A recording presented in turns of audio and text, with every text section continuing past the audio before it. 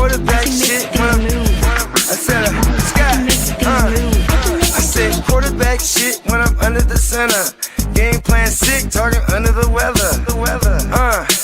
You know what we doing? I need that all expense paid inclusive.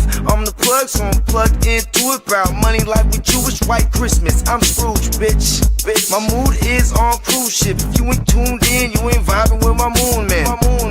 I move shit like Kerry. I'm the cold truth, Fletcher Reed, Jim Carrey. Everything mooey, that mean the price varies. Need that designer cream shit and all Ben and Jerry's. Cream get the money like 36 chambers. Baskin Robbins shit, 31 flavors. Keep it moving. I can make things move. I can make things move. I can make things move. I can make things move. Everything on me. Yeah, tell him Bogart scot-free. Lottie-dottie. Like to potty.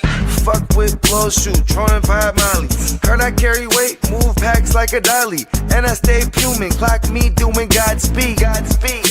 Business booming, back-to-back trips, moving multiple units. Got mules, got universal soldiers, getting money for sure. Yeah, we ain't shrugging shoulders. You think I'm lucky getting over, made it far, cause I'm a sharp, fuck a 4-leaf clover. On my 89, minus the flat top. Getting packs off, smoking on the cash crop. Money talk, if you're broke, then you can't talk. Play a never-ending ball game, Sandlot. I can make things move. I can make things move. I can make things move. I can make things move. Getting money when I land there. Smoking all loud so I can't hear. And if your boys bring the noise, all y'all pussies getting scraped pap smear. Codeine got me leaning, tap pizza. Put your boy on point, pyramid of Giza. I'ma rock like this till I'm an old geezer. No pizza parlor, but we deliver pizzas. Ask Uncle Sam, I'm taxing. Look, ma, no hands, telepathic. I can make things move, I'm carefully calculated when I make these moves. I run shit, don't let me get loose. I'm all about my decks, trying not to get goosed. Keep it moving.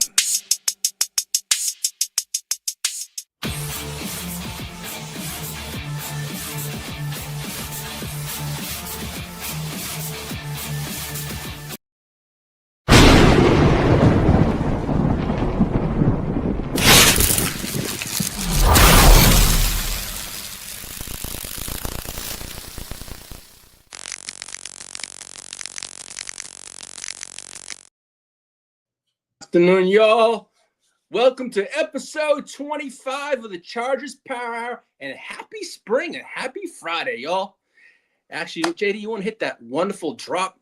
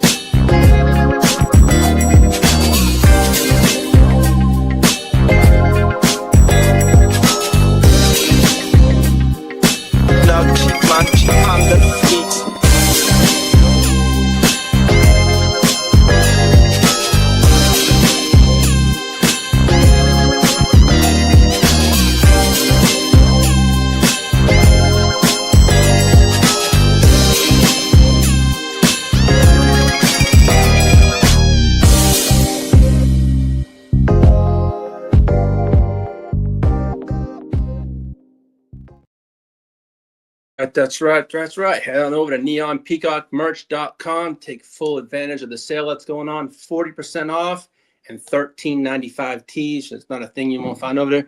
And I got repping it right now. Head on over there and get your Lightning Lad t-shirts, and you're going to find something over there. Trust me, if it's from custom t-shirts, hoodies, hats, coffee mugs, drinkware, pillows, framed artwork. Seriously, if you can't wear it, you can't drink it, or it's not on your wall, Peacock or no other artist has designed it besides Peacock. His stuff is amazing, great fits, great things in general. His custom work is amazing. So head on over there, take a look. Not just that, just support Peacock, support the channel, but just get some great gear in general. Head on over to neonpeacockmerch.com. And I believe the sale ends the 26th, if I'm correct. That's what I was told last. But again, welcome to episode 25 of the Chargers Power. Let me shout out the chat. Shout out Derek. What's up, buddy? Hey, Peacock. Hey, the man himself, the artist. Safe travels home, buddy. Hey, what's up, Tim? Welcome. Hey, Tim. Hey, thanks for subbing up. I appreciate it. Thank you for tuning in. Well. I got a good show for you. I hope it's going to be a good one. Well, episode 25. It's going to be about free agency, recap, and roster direction. So that's what I got to put the title on today this week. So welcome to Chargers Power episode 25. I can't believe it. It's going to be a fun one, man. I'm your host, Lee. I'm the ear to the streets on our channel, but I'm also the host of the show, and I appreciate all of you watching. Well, week 2 of the NFL free agency is in the books, and week 1 was fun. Nothing big than that. Just all the small stuff, you know. Alrighty. Okay. Today on the show, we're going to break down the Chargers' second wave of free agency, the shift towards more physical offensive identity, the rebuild of the offensive line, sneaky under-the-radar additions, the running back room of 2026, I love it, the tight end group and scheme fit, the draft watch at pick number 22, and the big question, are the Chargers finally building the right team around Justin Herbert? So let's get into it. Let's go. All righty. So, JD, you want to pop that? Yeah, okay, thank you. All right, week 2 is here, is in the books, but the real roster rebuild phrase is here. Week 1 of free agency, it was kind of chaotic a little bit for other teams. For us, it was kind of When the biggest contracts get signed, the headlines dominate. It was. But week 2, that's where the smart organizations quietly build their rosters. Well, value veterans, scheme fits, depth pieces, and competition at key positions. Well, I'm going to tell you, yes, we have Mike McDaniels as our new OC, but mainly our signings so far in free have been scheme fits. I've seen many Chargers fans in groups saying, oh, man, we're not making this big splash. It really hasn't been about a splash. It's been about the scheme fits of the offense for Mike McDaniel for this 1 year. I know a lot of people, I would have liked the big name here and there, don't get me wrong, but what we're doing, we're adding these small additions and that fits the Mike McDaniel. I call it the 1 year fit because I feel he's only here for a year. That's, you know, so what's up, Tim? Again, welcome. Salute, Derek. Mimi, hello. Well, hello. And what's the most exciting? To me, the OC news is the big news. I mean, that was the that's the highlight of the offseason was the Mike McDaniels hire. But then again, have I been impressed right now? As a Chargers fan, we all want the big splash, the big names. You know, I remember telling last week, I wanted Wyatt Teller. I wanted the San Francisco Garden. Those things all fun. What I want don't happen. What our teams want, it's like on Christmas. We all want that, but do we always get it? Not really. But, you know, I'll get to that a little down the road. But, you know, these aren't huge moves that might not generate huge headlines, but often become the difference in a playoff roster and also a contender. For the Los Angeles Chargers, the second wave of free agency is clearly focused on priority needs, building the right roster around Justin Herbert. I mean, for years, the conversation around Herbert has been the same. He's been one of the most talented quarterbacks in the NFL, but the team around him hasn't always been the way it should. Well, between injuries, inconsistent protection, and roster turnover, Herbert has had to do more than most quarterbacks. I mean, this offseason looks like a shift. Hopefully. The Chargers appear focused on If you're a good OC, you don't stay on the OC. Nope. Exactly. Peacock, we're going to see what he does this year. And possibly, if he does, he's got a great offense to work with. He's probably going to prove, hey, this is what I can do. He'll probably get a job next year. Kudos for the 1-year rental of Mike McDaniel. But, let's see. But to me, this season looks like a shift. The Chargers are focused on improving the run game. And I'm going to get to that. Strengthening the offensive line, which has been a priority. I've stressed this numerous week in, week out. Offensive line protection, nonstop. Also adding veteran leadership. Increasing more balance offensively also. And that's exactly what good teams do and what they have to do for a franchise quarterback. And that's what we have. And that's about protecting our franchise quarterback.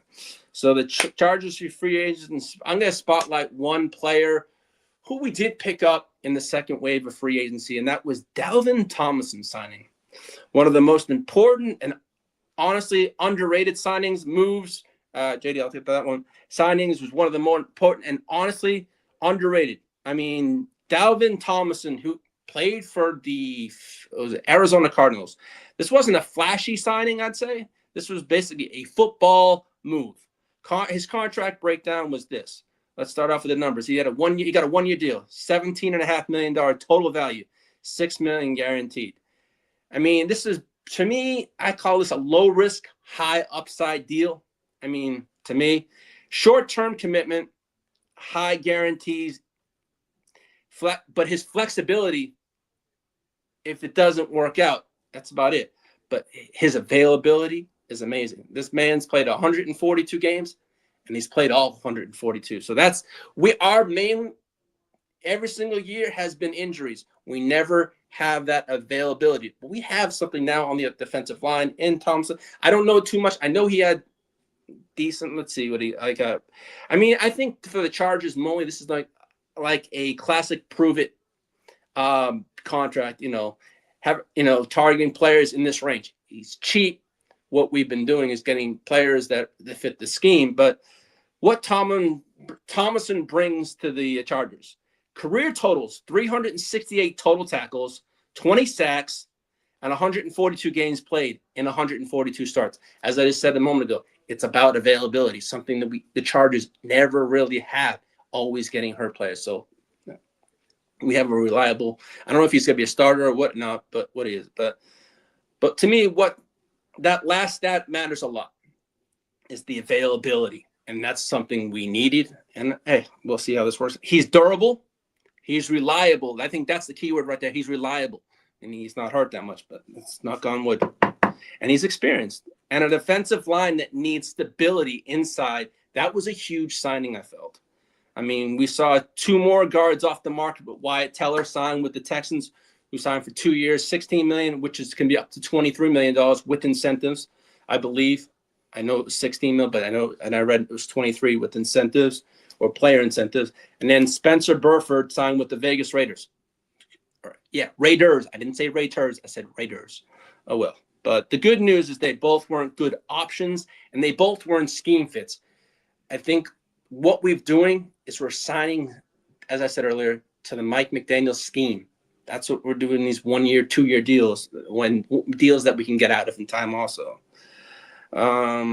So Chef Ortiz is cooking up something, but there's quite a bit of cap space left. So to me, is he cooking up something, or is he planning a trade or something else? So we don't know what he's going to do with that money.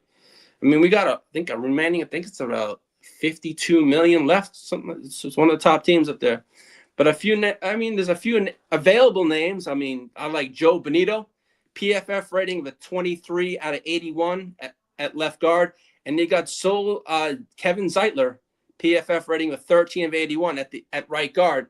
But would be pretty amazing if you can get both, but both are still free agents as of Wednesday when I wrote this. And guard is, as I said the other day, last show, is a need right now. We need guard. And so now, JD, you want to pull up that free agency edition picture? Yeah.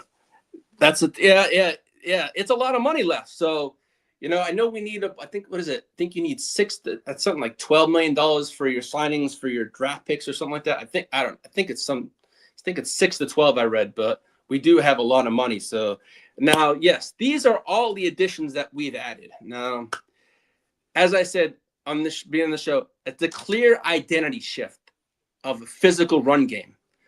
One of the biggest themes emerging this offseason for the Chargers is committing a more physical offensive identity.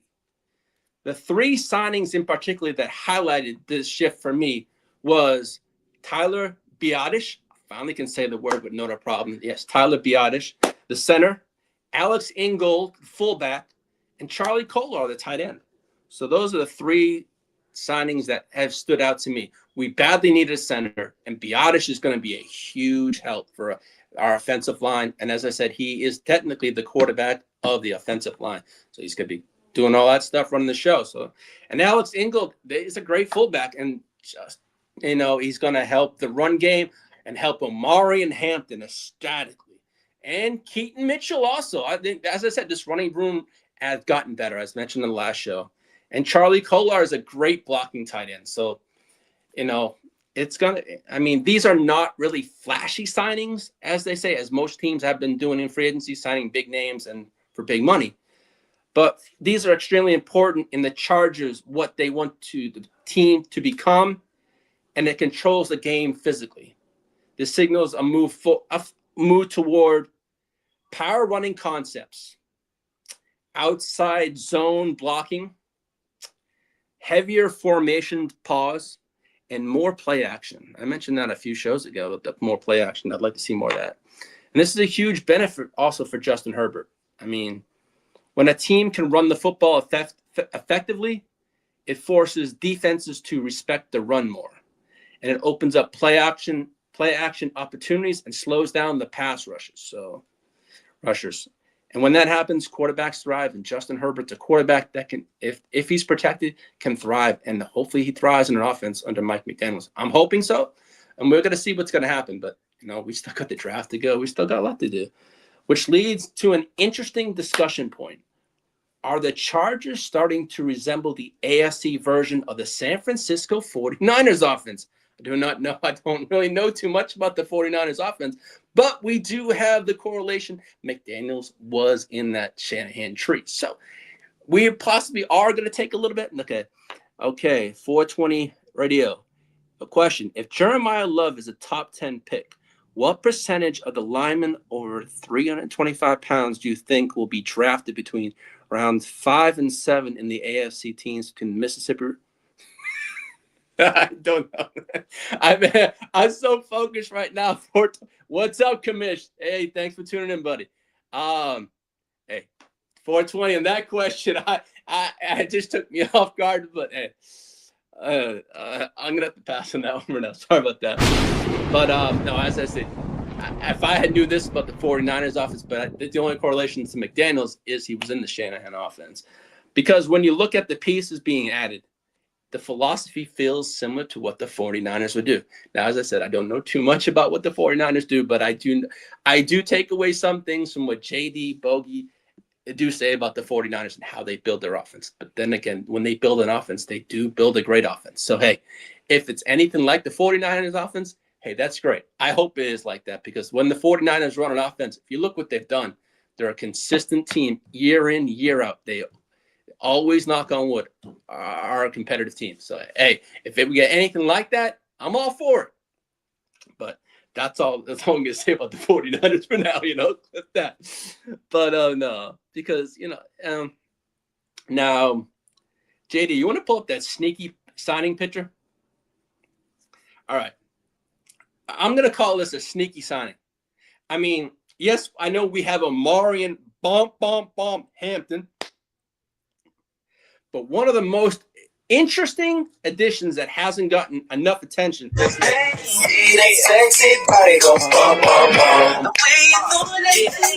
Yeah, so one of the most is the addition of Keaton Mitchell. I mean, he came over from the Ravens. I mean, yeah, he was injured. He has had an injury-plagued career. Okay, don't get me wrong. That's something I do remember. But he did play quite well last year. One of the additions. Mitchell brings something every offense needs: pure speed. So we don't just have two burners on our offense, on our running back room. I love it. I mean, we got to start off with Amari and Hampton. We're now going to have Vidal as the number 2 back and Keaton Mitchell as number 3. So to me, we have a hell of a running back room. And if, knock on wood, if Amari and Hampton can stay healthy, that's a blessing. I'm going to hopefully, I mean, so seriously, I know the Chargers have always with the Chargers curse. As Kiddo would tell me, there's always a Chargers curse. And in the past 5 years, it's been injuries. And I'm trying to stay away from that. And that's something. But the running back room is pretty stacked, pause. And I like that. I mean, we have a really decent running back room. So it's not like the running back room is like it's hypothetically something happens to Hampton. Do we have a back that can be able to take over? Yes, we do. We have Vidal, who did a fantastic job last year. And now we have Keaton Mitchell. This is going to be a hell of a tandem. But yeah, Hampton's running the show. But, I mean, Mitchell, what he brings is pure speed. He's the type of player who can change the game with a single touch. I've seen on highlights from him what he had. When he hits the space, it's bye-bye. And that's really nice. I mean, why is this signing intriguing? To me, he has elite acceleration. That's one thing I loved was his speed. We saw that with the Ravens. He gets out, he's gone. I mean, his explosive playability is going to be wonderful in the Mike McDaniel offense. And also, it's a perfect change of pace back also. And also depth insurance at running back is crucial. We now have 3 capable running backs. And that's something that as I said, we haven't had that in a long time. I can't recall when we've had 3 great running backs that can say they're starters or they can just plug and play. They just go out there and just do their thing. So that's going to be a huge. I mean, Mitchell also has averaged over 6 yards per carry in his career, which tells you everything you need to know about his ability to create big plays. If the Chargers use him correctly, he could become one of those players defenses constantly have to account for, besides Amari and Hampton.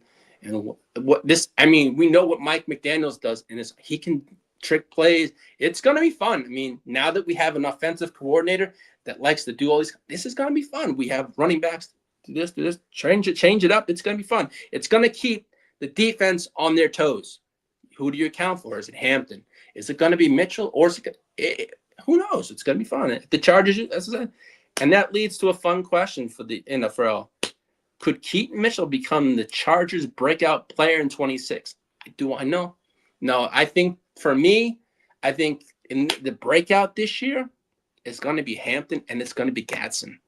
Those are my 2 players I really think have a breakout year. And I also see Ladd McConkey. Those are the 3 players I'm going to say: Hampton, Ladd, and Gadsden. And I think Gadsden, in this offense, he showed what he could do last year. I think he had around 630 some odd yards last year. Just think what Mike McDaniels can uncork him. And I think what you saw last year, that talent is going to be uncorked and going to go to a different level this year. And I really hope Gadsden thrives in this offense. It's going to be wonderful. And again, we got, it's looking good. I mean, I like the signings, but I mean, the Chargers also signed Keaton Mitchell to 2 years. So basically, it's probably a 1-year deal. One and out. That's what I look at. It depends on that. Chalk. His 2-year, $9.25 million worth. He got $3.75 in the signing bonus, and he got $5 million fully guaranteed. And his salaries are $1.25 million this year, and then $3.25 million next year. Now, Peacock just said Keenan Allen needs to go away for that lot.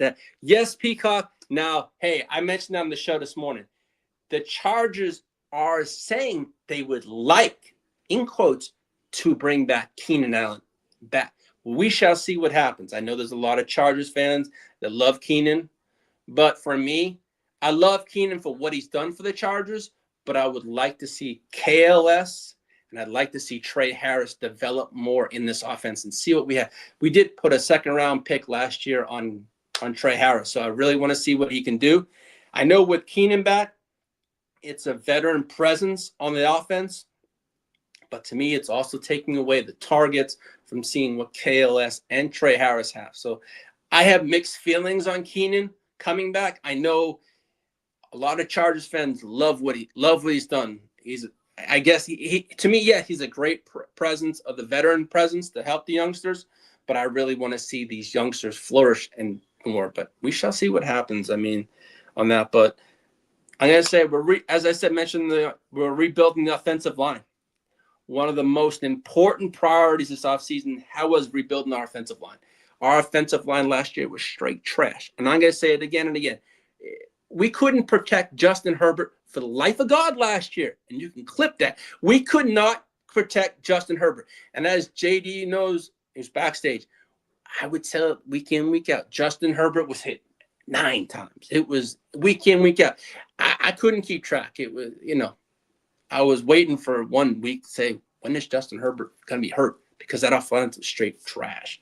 But the Chargers are honestly this year are making the offensive line a priority. With the key additions and moves included Tyler Biadasz at center. We got to get the injuries line. Yeah, Peacock, the injuries last year, we had no Slater, Rashawn Slater, who was out for the year. Then we had no Joel.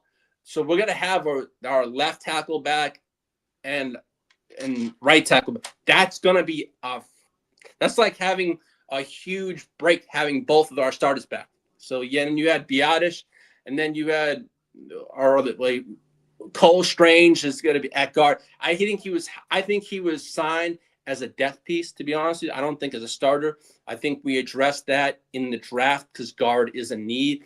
Or an offensive player on the line is going to be, but I don't know when I saw Trevor Penning flash across my phone, I'm like, what the?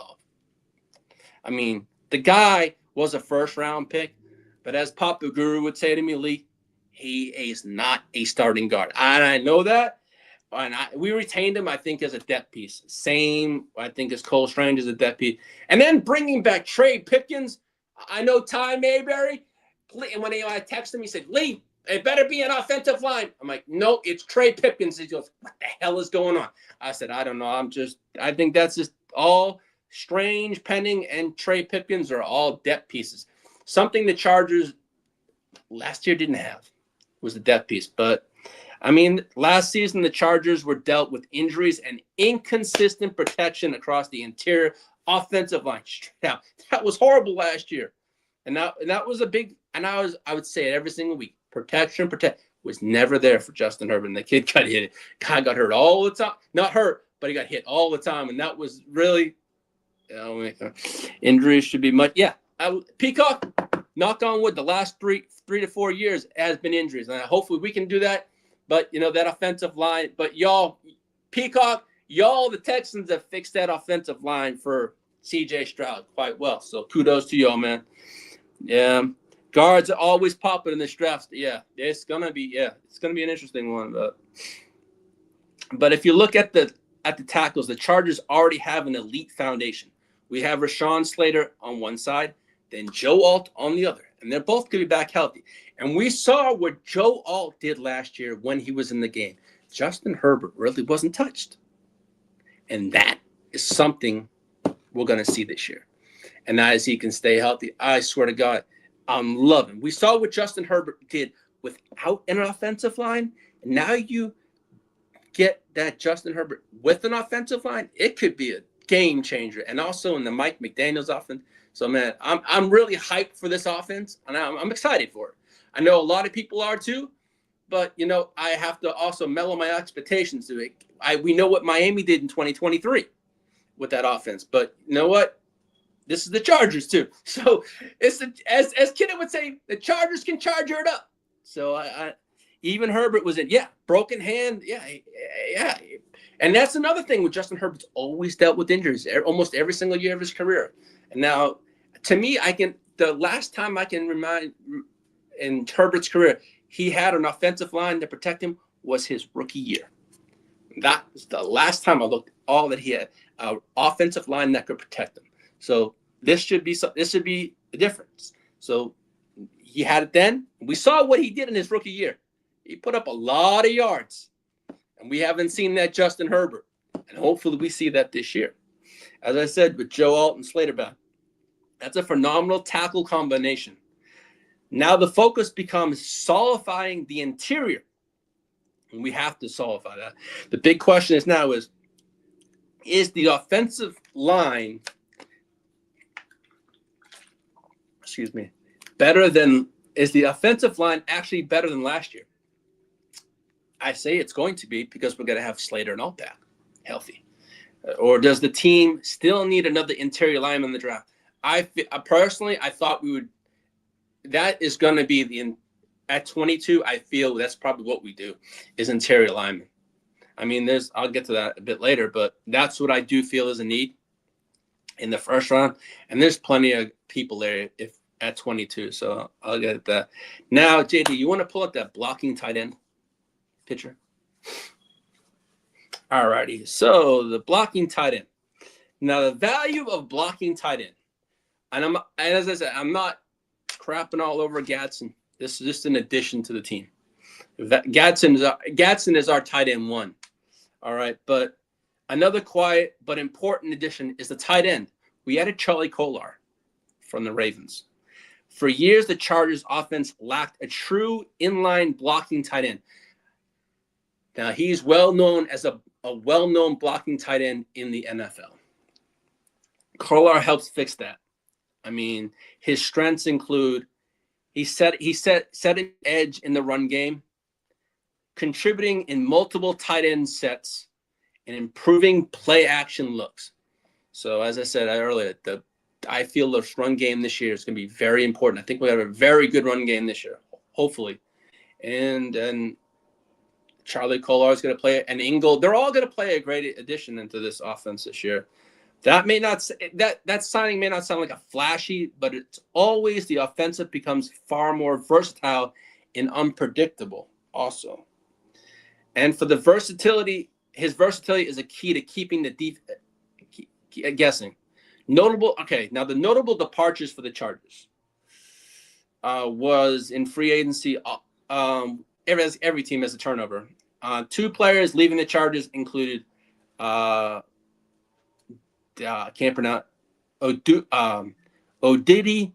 Ogo, who went over to the Cowboys. I just gotta call him OG. How's that? Because I can't pronounce his name. He went over to Derek's Dallas Cowboys, and Jameer Slayer went over to the Miami Dolphins. I really thought they would bring back Slayer. He was a great. He actually, when Slater was hurt last year, he played left tackle. He did a decent job, I felt. But the Chargers, I guess, didn't match the offer, or they felt he didn't fit the scheme fit. But I wish Slayer all the best in Miami. He's going over to a team that's in the rebuild stage. But hey, good for him. I wish him nothing but the best. But thank you for what you did for the Chargers. The biggest impact here may be along the defensive line. Losing the interior depth should push the Chargers towards drafting a defensive tackle early. That's a possibility also, which let me lead this into our draft discussion a little later. But JD, you want to pull up that running back room picture? Blocking. I need the running back one, which should be 3 of them. There we go. Alrighty. So, as I mentioned earlier, the Chargers running back room, as it stands right now, another fascinating position group is the running back room for the Los Angeles Chargers this year. The Chargers now have a very balanced running back group. Amari and Hampton, he brings power and his physicality. Kamani Vidal provides vision and quickness. And Keaton Mitchell adds an explosive speed. So, I mean, together, they are a backfield that offers everything.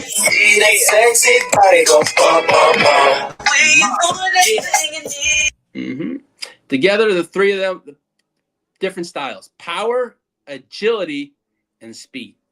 So if the Chargers commit to the run game the way it appears they will, this group could become one of the more exciting backfields in the AFC.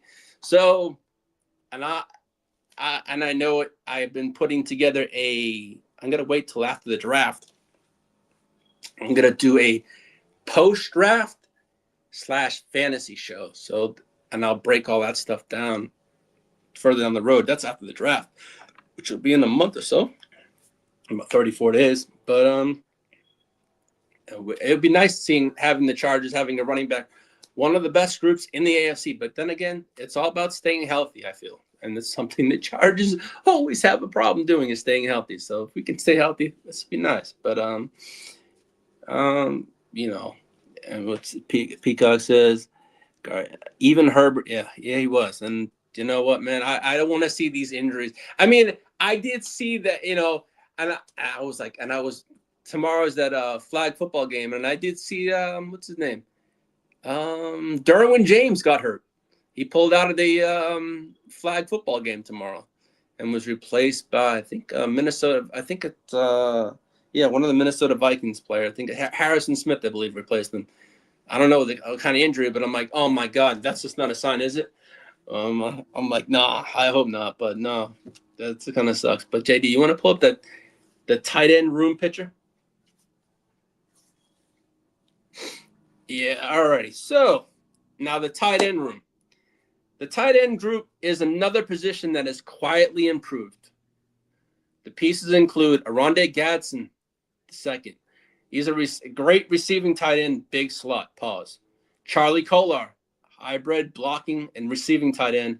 Then you got Alex Ingold, who's going to be an H-back and a lead blocker. Now, all these additions, I feel, were made in the Mike McDaniels offense. I know I've mentioned it many times because I think he's just here for 1 year.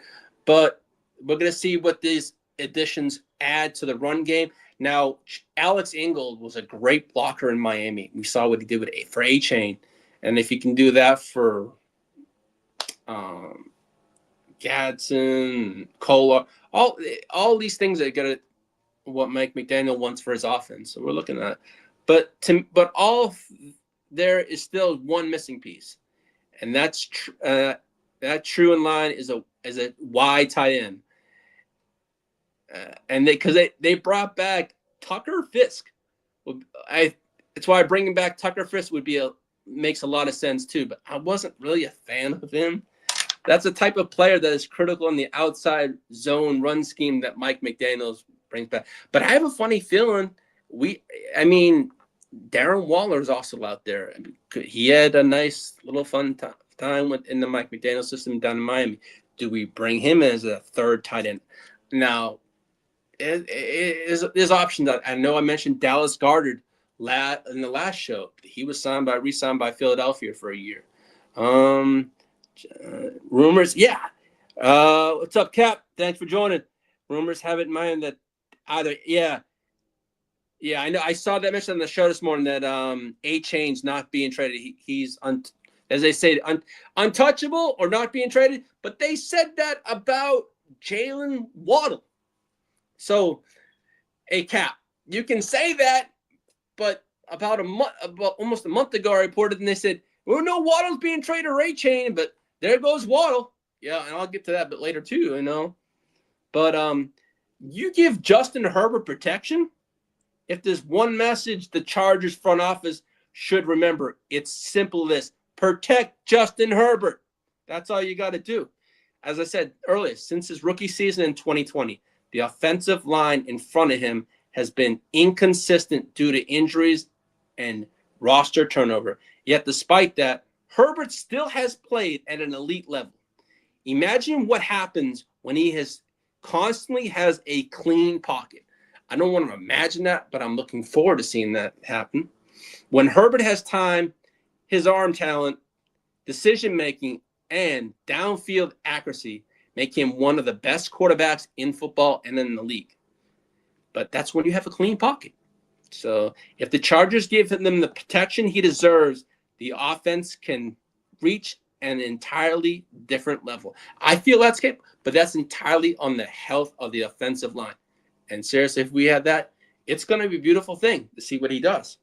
And I'm looking forward to seeing what we add in the draft and stuff like that. But now that I mentioned the draft, what's this? It says Jordan Brooks is getting.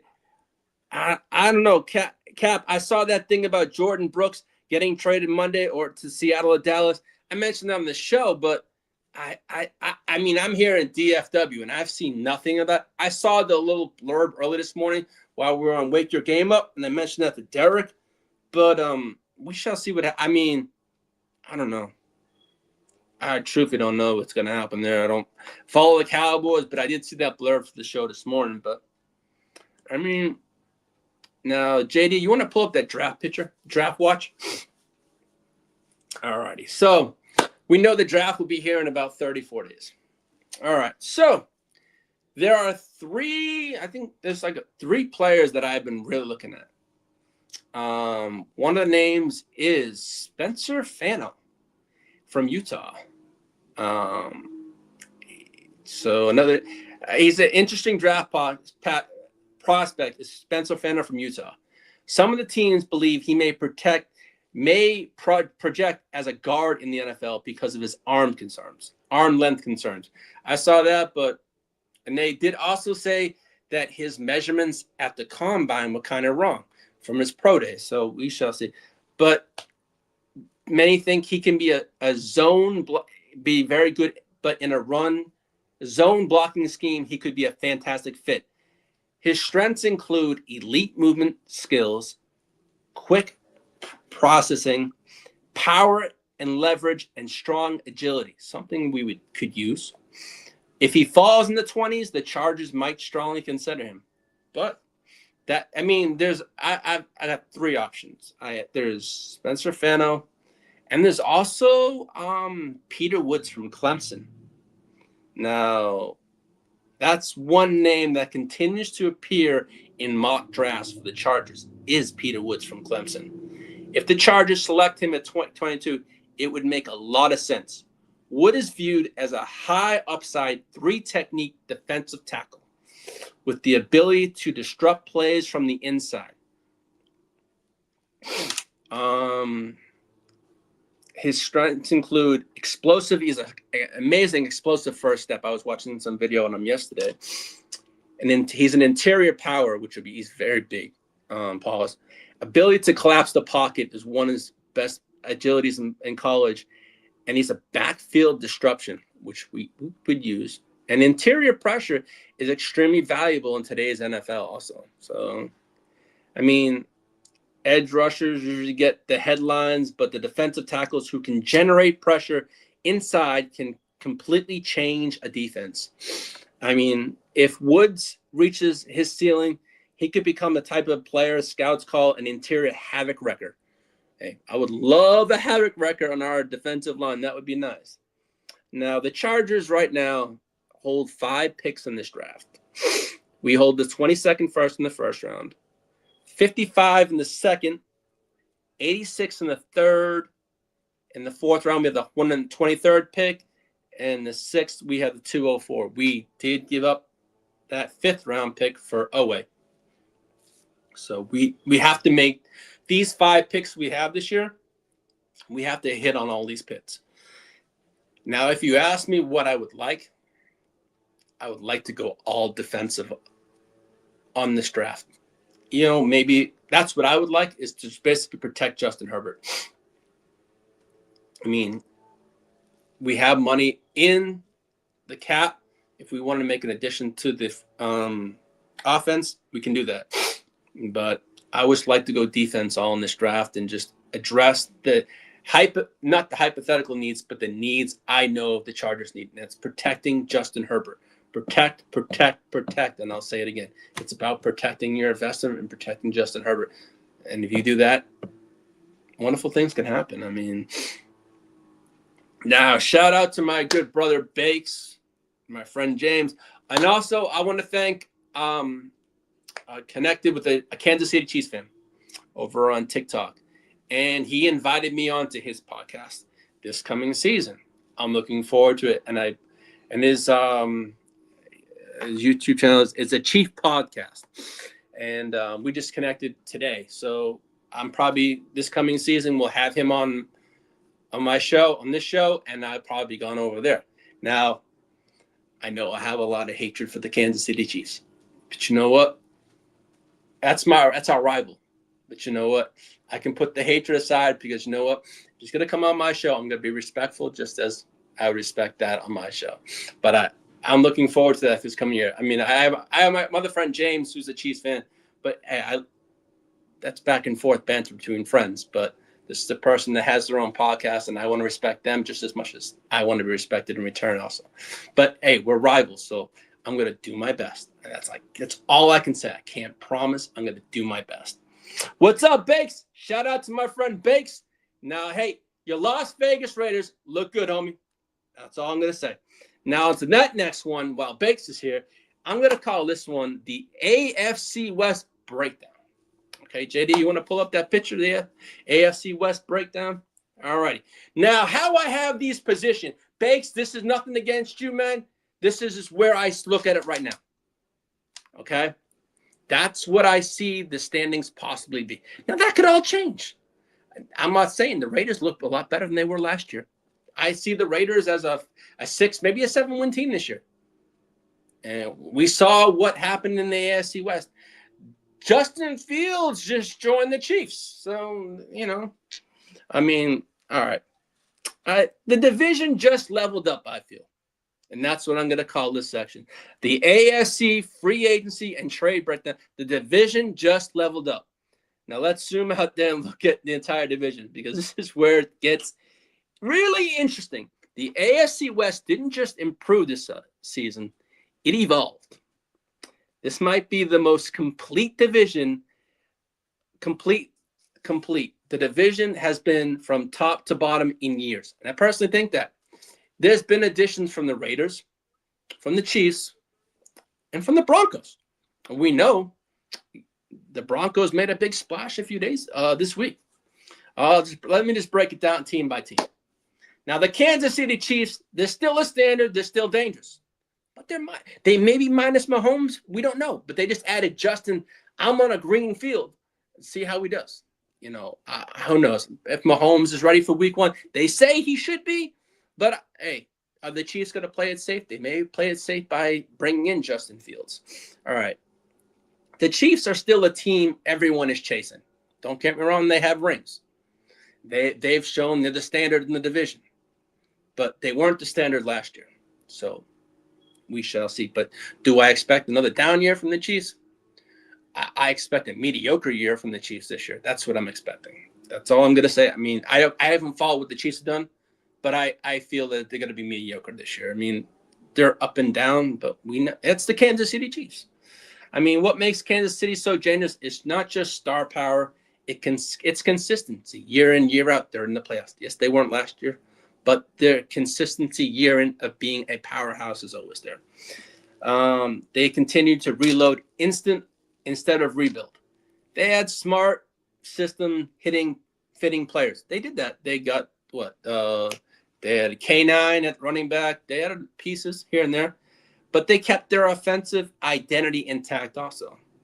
Even when they don't make splashy moves, the Kansas City Chiefs still stay efficient. And that's why they can be scary at times. And as I said, I feel they're going to be mediocre this year. Do I think they're going to be the team we always see? They can be. I mean, but we don't know the status of Mahomes. We don't know. We still don't know if Rashee Rice, his debacle, if he's facing any kind of punishment. We don't know about that. So a lot of things the Chiefs are up in the air. It's like, we'll wait till the season. I mean, we haven't hit the draft yet, but who knows? They could hand down a punishment to Rice, but we don't know. I call him the off-field. He never can stay on the field. He can, as I said, availability for my Chargers. Now there's availability for the Chiefs. Is he available?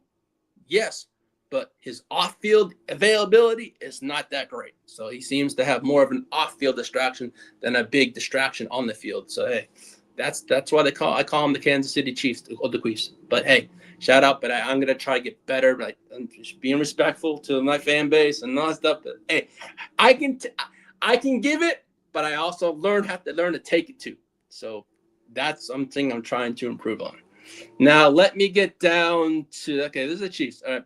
Now, as for the Denver Broncos, they went all in, I feel, this week. They went out. They had a trade with Miami. They got Jalen Waddle for a first rounder. They first, third, and a fourth.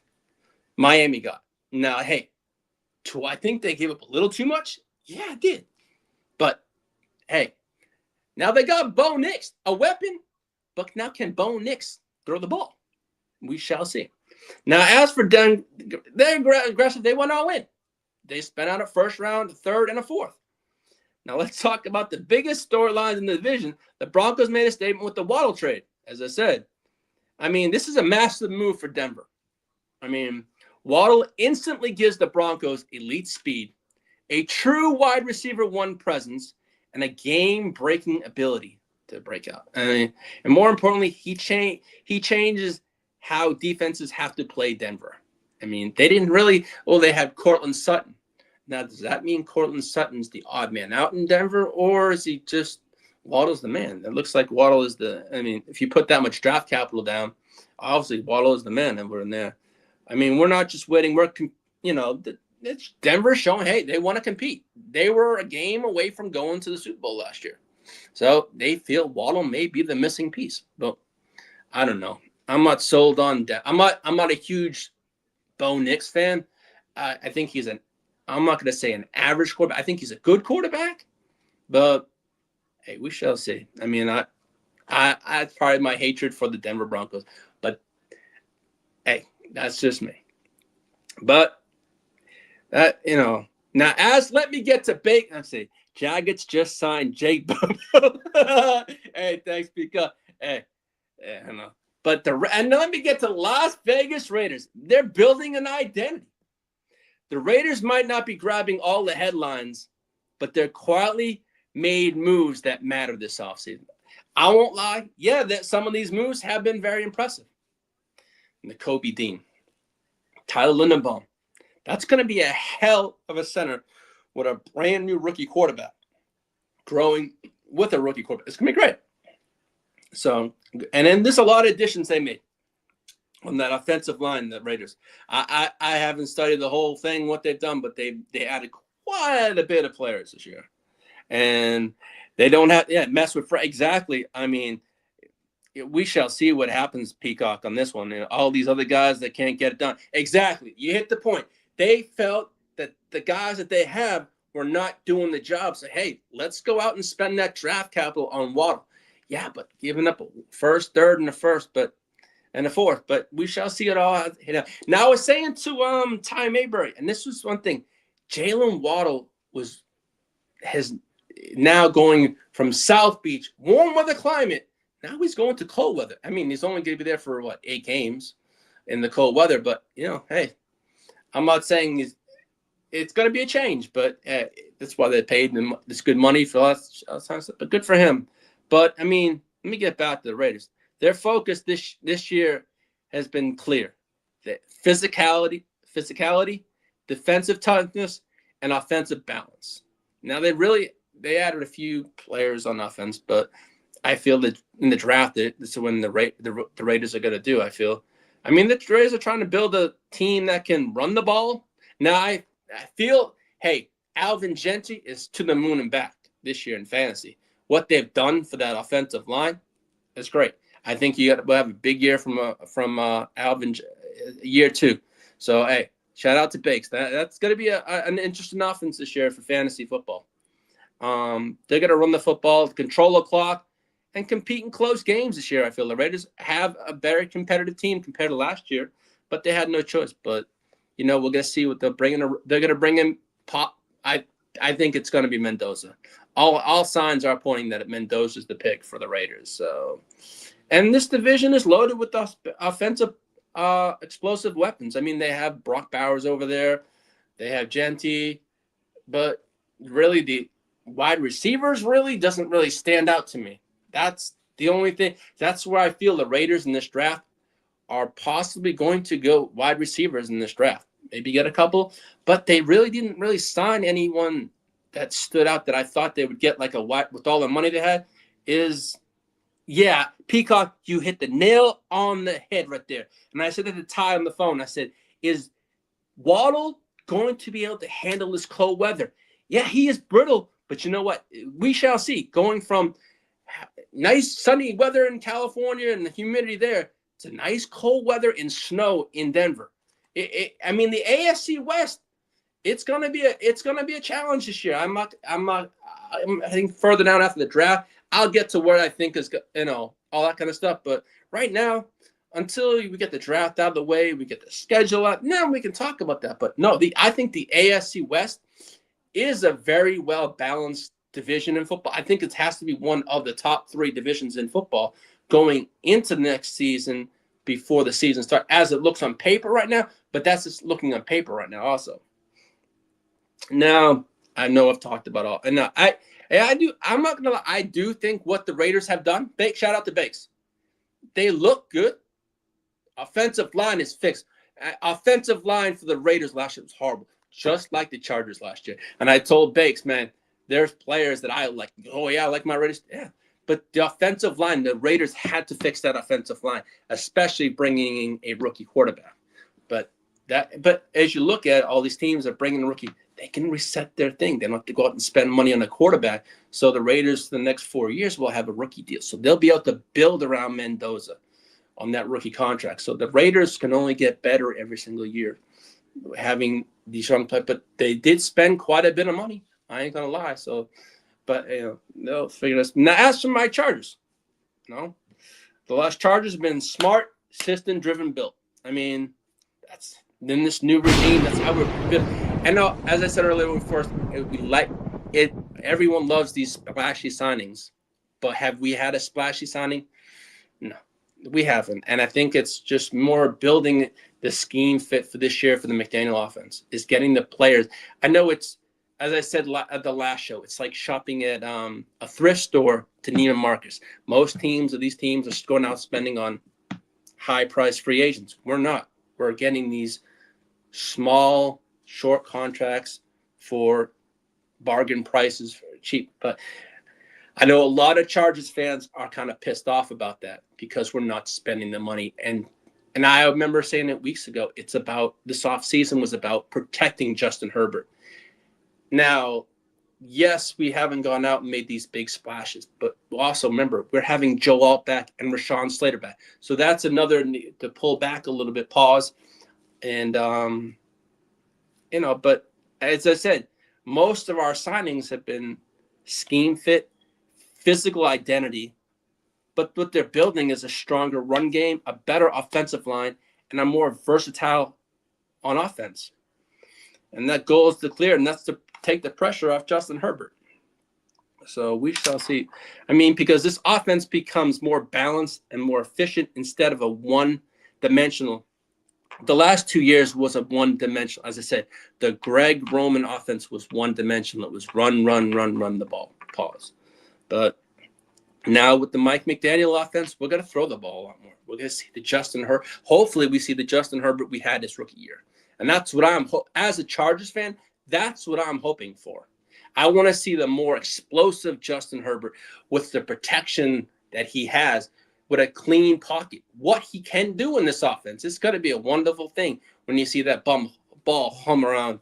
Hey, but I'm just hoping, with throwing that ball around come the interceptions. Hey, now 2 years ago, Justin Herbert had 3 interceptions. Last year, I think he was up to 11. Yeah, that was a big jump. So hopefully, let's just not get back to that again. Let's just drop back down that number. I mean, as I said, it's not about the big splashy headlines. It's about sustainability. And hopefully what we're doing is going in the right direction. And now I feel the AFC West is now a must division, is a must-watch football division. I mean, there's other competitive divisions, don't get me wrong, but I think with the additions of the Raiders have made to their offensive line, not to their offense, not really, but to their offensive line, just as the Texans have made, shout out to Peacock, man, they fixed their, I mean, I remember telling it was Peacock, Bakes, and I said, man, it was the Texans, the Raiders, and the Chargers, all 3 in free agent had to fix their offensive line. The Texans fixed theirs. The Raiders fixed theirs. Have the Chargers fixed theirs? I'm not going to say it's all fully fixed because we do have Rashawn Slater and Alt back. So that's the reason why we did not make those huge splash additions. But who knows what the rest of – are we going to sign someone? There's a couple players out there I do like, but do I see it? I mean, when you look at the division as a whole, here's what stands out. Every team has improved from free agency or if trades such as like Miami and Denver. I mean, the Chiefs, stability, elite execution, as always. The Broncos, explosiveness, aggression, Waddle trade. The Waddle changes a lot of things. It changes a lot of things for the Broncos. And I ain't lie. But to me, as I said, I'm not a huge fan of Bo Nix. I don't know, mate. I don't know. It's just not. Maybe I did not. Him not having the weapons last year. Maybe we'll see a better version of Bo Nix, like how he can throw the ball, pause, and all that kind of stuff. So we shall see. Now the Raiders, their free agency. They said their physical, their identity to me was a physical identity and a toughness. And that's Raider football. We know that from past regimes. They like to like physical teams. And the Raiders are building a physical, tough team. Hey, shout out to Bates. Shout out to Timmy. Hey, those are my friends that are Raider fans. Hey, I'll be hearing from them all year long, and I look forward to it. It's looking to be a fun year. I'm not Brandon Peacock, Brendan Smith, Wyatt Teller. Yeah, y'all, Peacock. You guys said it. As I said, Peacock, I'm not going to lie. I'm very impressed. As you always told me, we have to fix the offensive line. Y'all did. Congratulations, man. And now, as I said, we fixed that offensive line also. Imagine, as I said, I imagine what Justin Herbert can do with a healthy offensive line. And it's just now C.J. Stroud. We know what he can do. C.J. Stroud with a healthy offensive line and an offensive line now, it only looks good for both of our teams, So, hey, shout out to Peacock's team, the Texans. Hey, they've been a nemesis the past couple of years for us. So, hey, shout out to neonpeacockmerch.com. Yeah, it took 3 years, Peacock, yes, but you now have it after 3 years. So now you got to see what C.J. Stroud can do with that offensive line. Just like I can't wait to see this year what Herbert does with Slater and Altback. And then whatever additions we make in the draft and in possibly the rest of the free agency, And this is what's going to make this division fun this year. I mean, there's no single blueprint. Every team is stacking the division with a different angle, different approach. But the big picture, when you step back and look at the Chargers offseason so far, the strategy became clear.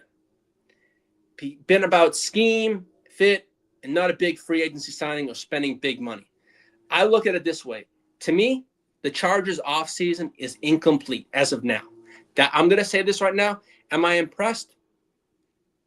I'm not going to say I'm fully impressed because I know, like all Chargers fans, wanting the biggest prize I remember weeks ago I said I wanted Lindenbaum. But, man, when I saw that price tag, I'm kind of glad. We had a lot more needs that had to be met before you can get that. So right now you can have a high wish list. Of course, we all have a wish list for our teams. But you know what? You have to look at the big picture. And that's what I had to look at what I wanted. And, as I said that on the show. But now the more I looked at it was more of meeting needs. But I would like another X receiver. But also Juwanna Jennings. The Chargers are also very interested in Juwanna Jennings from the 49ers. So that would be an interesting piece. But to me, if you add Jennings, you really don't need Keenan Allen. That's how I look at it. But also, I mentioned earlier today, I do want to see a lot more from KLS and Trey Harris. So you can have, as I said, you can want, but are they really needs? But I do feel an X receiver was needed in free agency. That's what I thought. But as I said, the team is building around a stronger run game, an improved offensive line play, veteran defensive leadership, explosive skill players. I do like the additions we have, though. I mean, the Chargers may not have made the biggest splash signings, but they appear focused on building a balanced roster. Now, to me, if you have a balanced roster and depth, it's going to be good. Something we haven't had in years is depth on our. And I tell Ty, we go back and forth, man, we don't have depth. They may not be great depth pieces, Trey Pickens or Trevor Penning. They're just a depth piece, but, hey, their body, I guess. And sometimes that approach leads to most sustainable success. I mean, Vegas has set the bar as 10.5 wins for our Chargers wins this coming season. So we shall see. I mean, we have been to the playoffs the last 2 years, and both years we've been knocked out. To me, let's get there, and also let's just break that streak of, hey, not one and done. Let's just go into the playoffs and get that first win for Justin Herbert, and I want to just improve this year, get back to the playoffs, and get that monkey off Herbert's back of not succeeding in the playoffs. So because the AFC West this year, it's going to be, as I said earlier, it's going to be one of the most competitive divisions to watch all year in football. I feel it's gotten better. I mean, we're going to see when Mahomes comes back. Does he play week 1 or does he come back week 3 or 4? We don't know yet. But when Mahomes is healthy, he makes that division better. I mean, this is the first time we have seen Mahomes has been hurt this bad. But when Mahomes is healthy, when he plays, the whole division itself is a great division because it's very competitive. It's 6 games, 2 against the Raiders, 2 against the Broncos, and 2 against the Chiefs. So, and last year we swept the Chiefs. So we shall see what this happens this year. I'm gonna change. I'm gonna try to be better. I don't care if you're rocking the red with the Chiefs, waving that orange for the donkey's asses, Denver Broncos, or dressed head to toe in black in Las Vegas Raiders gear. If you're just here repping the Chargers, just like myself. So whenever you're listening, wherever you listen from, wherever that's Kansas City, Denver, Vegas, LA, wherever, I'm a passionate football fan and a passionate Chargers fan. Yes, I do. I will spout off hate, but it's not me personally. It's just more, I'm a very passionate Chargers fan.